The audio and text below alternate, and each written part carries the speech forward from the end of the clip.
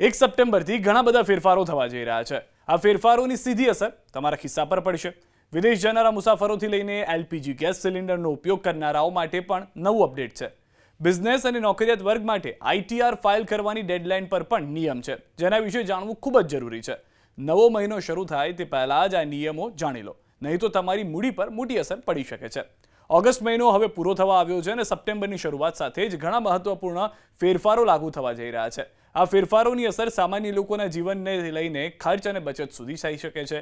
Banking, gas, cylinder, tax, credit card, travel કે અન્ય જરૂરી નિયમોમાં થતા ફેરફારો તમારા ખિસ્સા પર સીધી અસર પાડી શકે છે।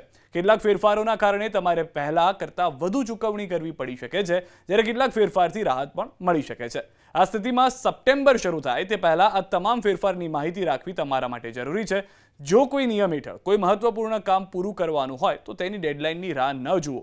સમયસર જરૂરી પ્રક્રિયા પૂરી કરવાથી વધારાના ચાર્જથી બચી શકાશે। તેથી સપ્ટેમ્બરમાં લાગુ થનારા દરેક મોટા ફેરફાર પર હવે અમે આપને જણાવવા જઈ રહ્યા છીએ કે અપડેટ શું છે। વિદેશ મુસાફરી સાથે જોડાયેલો ફેરફાર। 1 સપ્ટેમ્બરથી ભારતમાંથી વિદેશ જનારા મુસાફરોને ઇમિગ્રેશન કાઉન્ટર પર બોર્ડિંગ પાસ પર સ્ટેમ્પ નહીં લગાવવો પડે। હવે મુસાફરો મોબાઈલમાં ઇલેક્ટ્રોનિક બોર્ડિંગ પાસ સાથે તેની પ્રિન્ટેડ કોપી બતાવીને ઇમિગ્રેશન પ્રક્રિયા પૂરી કરી શકશે। અધિકારીઓ દ્વારા બોર્ડિંગ પાસ પર કોઈ સ્ટેમ્પ લગાવવામાં આવશે નહીં।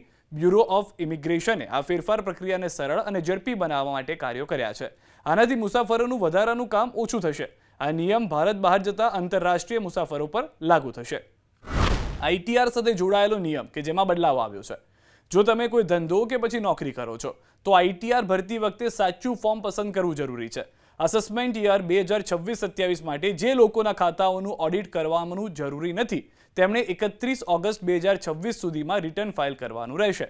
આઈટીઆર 4 એટલે કે સુગમ ફોર્મ જેવા લોકો માટે છે, જેઓ અનુમતિ ટેક્સ યોજના હેઠળ રિટર્ન ભરે છે અને આવક ₹50 લાખ સુધીની છે, જ્યારે આઈટીઆર 3 એવા લોકો માટે છે જેઓ આઈટીઆર 4ના સ્લોટમાં નથી આવતા, જેમ કે ₹50 લાખથી વધુ આવક ધરાવતા, સંપૂર્ણ હિસાબી ખાતાઓ રાખતા અથવા એફએનઓ ટ્રેડિંગ કરતા લોકો। હવે એફડી સાથે જોડાયેલા નિયમો। બેંક એફડી સાથે જોડાયેલા કેટલાક નિયમોમાં બદલાવ થવા જઈ રહ્યા છે। નવા નિયમો હેઠળ 3 કરોડ કે તેથી વધુની મોટી સ્વીકૃત જમા રકમ એટલે કે બલ્ક ડિપોઝિટ પર બેંક વ્યાજ પર પોતાની વેબસાઇટ પર દરેક કામકાજના દિવસે સવારે 10:10 સુધીમાં જાહેર કરવાના રહેશે। એક જ દિવસે જમા કરાયેલી સમાન રકમ પર બેંકની અલગ અલગ બ્રાન્ચ અલગ અલગ વ્યાજ આપી શકશે નહીં। જો કે મોટી રકમ માટે બેંક અલગ અલગ વ્યાજ દર નક્કી કરી શકે છે।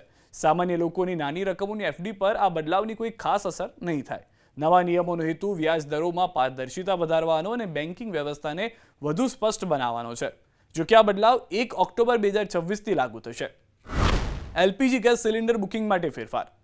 રાંધણ ગેસ વાપરતા ઘરોને રાહત મળી છે। જે લોકો 23 ઓગસ્ટ સુધી એલપીજી કનેક્શનનું કેવાયસી નથી કરી શક્યા તેમના માટે છેલ્લી તારીખ લંબાવીને 31 ઓગસ્ટ કરી દેવામાં આવી છે। એટલે કે 1 સપ્ટેમ્બરથી તમે કેવાયસી નહીં કરી શકો। આ કેવાયસી અથવા આધાર બાયોમેટ્રિક કન્ફર્મેશન જરૂરી છે, નહીં તો ઘરેલું દરે સિલિન્ડર નહીં મળે। ઇન્ડિયન ઓઇલ, એચપીસીએલ અને બીપીસીએલ કંપનીઓ લોકોને ઝડપથી આ પ્રક્રિયા પૂરી કરવા જણાવી ચૂક્યા છે। બાકી રહી ગયેલા લોકોને મેસેજ પણ આવશે જેમાં નવી તારીખ જણાવવામાં આવશે। સમયસર કામ પતાવી લો જેથી ગેસ સપ્લાય ન અટકે। આ ઉપરાંત સપ્ટેમ્બરમાં એલપીજી ગેસ સિલિન્ડરની કિંમતોમાં પણ ફેરફાર થઈ શકે છે। તો બીજી તરફ બેંક એફડીના વ્યાજ દરોમાં બદલાવની શક્યતા છે, જેની અસર તમારી બચત અને રિટર્ન પર પડી શકે છે। આ સાથે જ એટીએફ એટલે કે વિમાનનું ફ્યુલ તેની કિંમતોમાં પણ ફેરફાર થઈ શકે છે। આ સિવાય એટીએમ ચાર્જમાં પણ બદલાવની અપેક્ષા છે અને આ તમામ ફેરફારોની અસર અલગ અલગ રીતે સામાન્ય લોકોના ખિસ્સા પર પડી શકે છે। જેમ કે તમે જો ફ્લાઇટમાં જતા હો તો એટીએફ ફ્યુલ જે વધ્યું છે તેના કારણે ભાવમાં પણ વધારો જોવા મળી શકે છે। જેઓ સામાન્ય રીતે એટીએમનો ઉપયોગ વારંવાર કરતા હોય છે તેઓને પણ કદાચ વધારાનો ચાર્જ ચૂકવવો પડે છે। તેથી સપ્ટેમ્બરની શરૂઆતમાં આ નવા દર અને નિયમો પર નજર રાખવી ખૂબ જ જરૂરી છે। આપ પણ આપના પરિવાર અને મિત્રોને આ વિડીયો શેર કરીને આ નવા નિયમોની જાણ કરો।